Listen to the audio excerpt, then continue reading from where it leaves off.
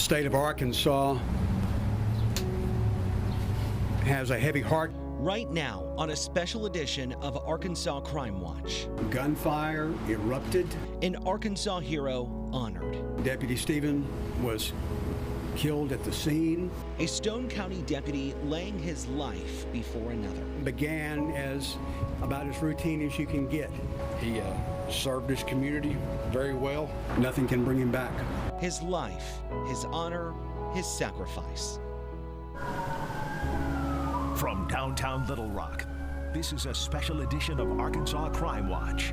Deputy killed in the line of duty. Here's Mitch McCoy. Arkansas lost a hero last week. Loudoun County Sheriff Sergeant Mike Stevens was shot and killed in the line of duty. He's the first deputy in Loudoun County to pay the ultimate sacrifice. Tonight, we dive into the investigation, then explore what it takes to not only be a law enforcement officer, but be one in a rural county. Plus, investigating a police shooting. We'll bring you into the mindset. But let's begin with the latest on the case and the investigation into the deputy-involved shooting.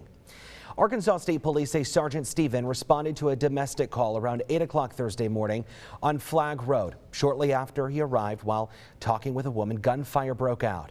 Stevens was killed on scene. The suspect, 39-year-old Samuel Fullerton, was also killed. The woman, 32-year-old Erica Johnson, was also shot. She is expected to survive.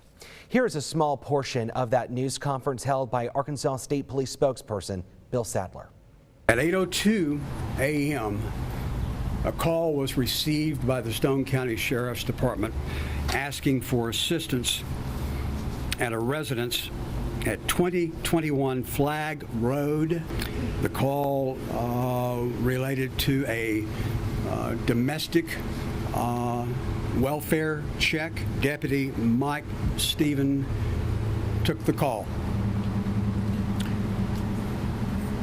Deputy Stevens arrived at the scene at 8:39 a.m.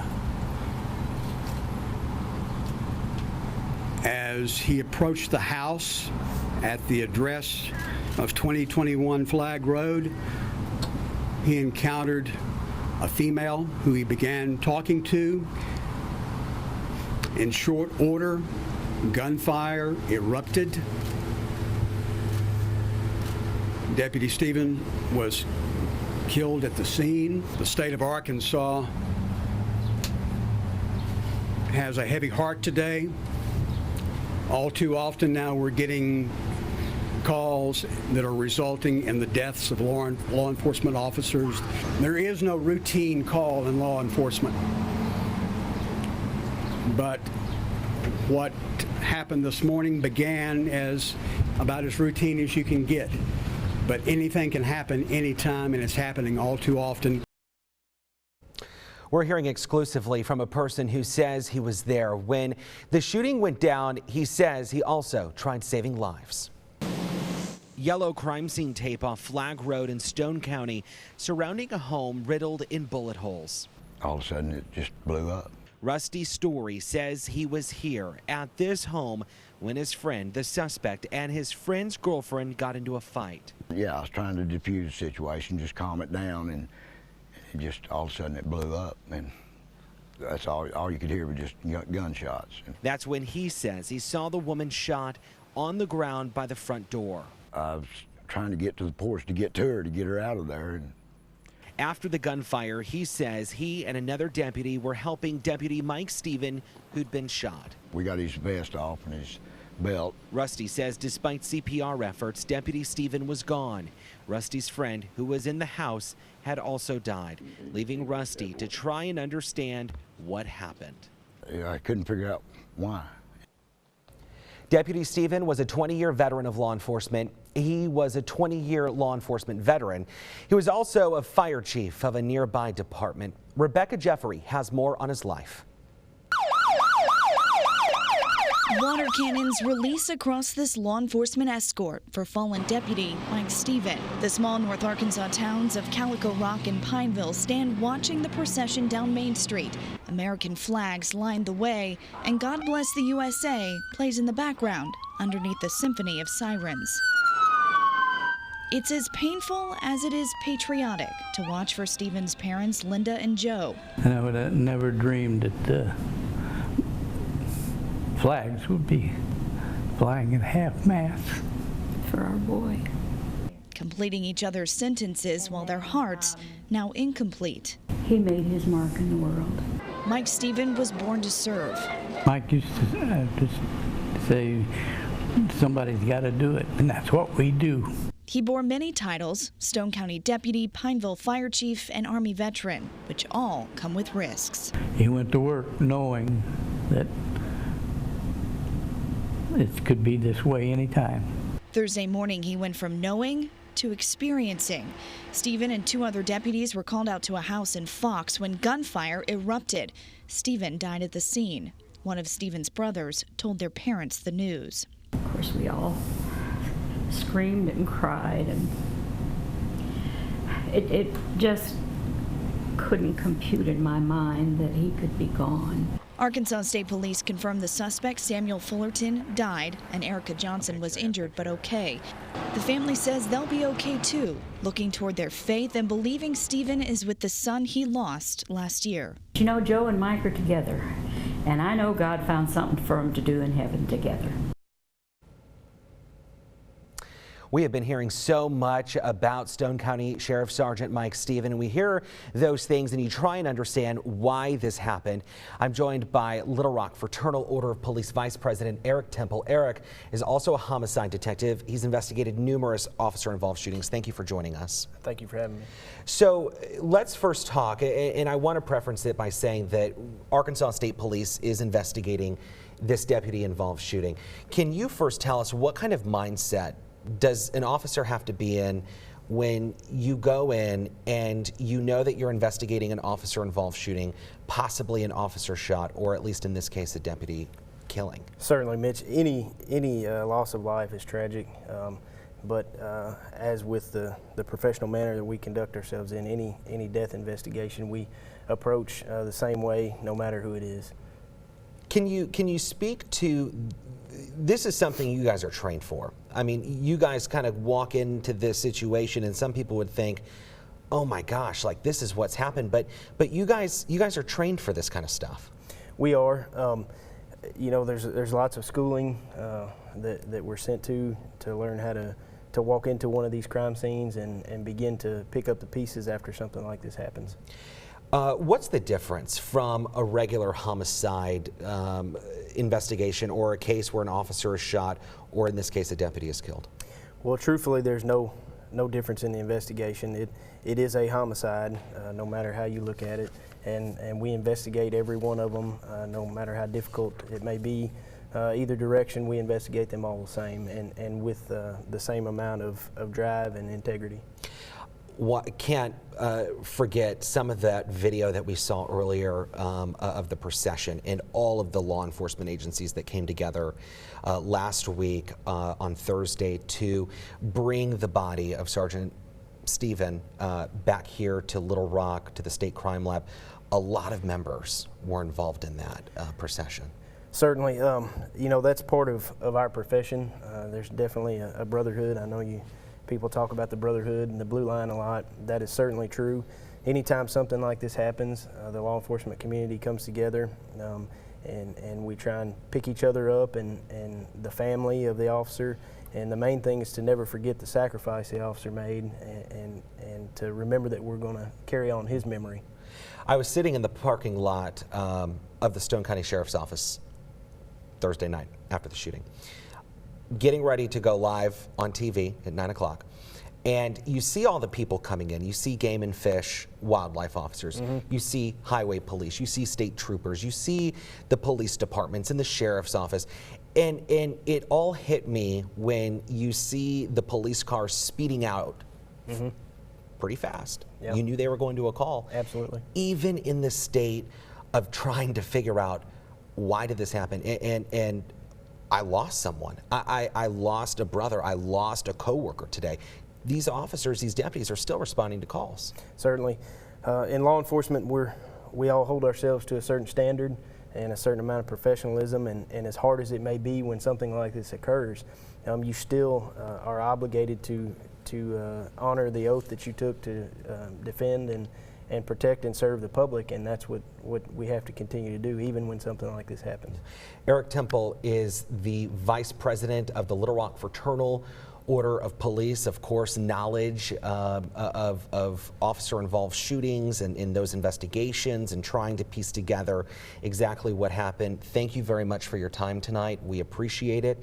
I know that Little Rock is going to be very well involved. The FOP is going to be very well involved in the funeral, processions, and things to come in the coming days. So thank you. Yeah, thank you. We appreciate it. Yes, sir. We want to move now to Sgt Steven and talk a little bit about his sacrifice. He is the first deputy ever to be killed in the line of duty in Stone County. He's also the first officer killed in the line of duty in Arkansas this year, and the first since 2017, which has been an especially rough year. Lieutenant Kevin Mainhart of Yell County was shot to death during a traffic stop in May. 1 month later, Newport Police Lieutenant Patrick Weatherford was fatally shot on a call. And in August, Drew County Deputy Sheriff Timothy Braden died in a car crash, and that was during a pursuit. A police escort transported Sgt Stevens' body to the state crime lab in Little Rock hours after the shooting. We were just talking about that.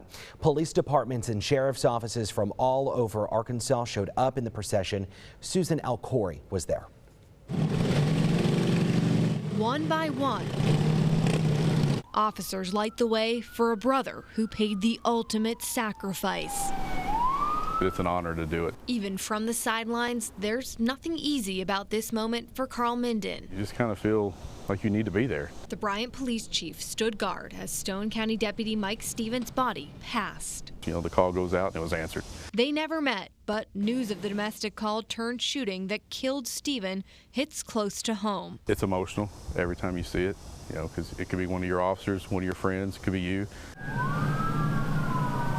This trail of blue rolled from Stone County to Little Rock, stopping at the Arkansas State Crime Lab. It's the stark reality of what we do, to be honest. Sirens silenced and tears fell as law enforcement from across the state lined up. Sgt Stevens obviously started off this morning, didn't know how it was going to end. A salute to a brother in blue. You know, he laid down his life for another, and he paid the ultimate price. Whose loss is only just being realized. But, you know, we're still going to be there for his family, though. As I'm sure you can imagine, neighbors in small Stone County are certainly surprised their community became the state's main focus after the shooting.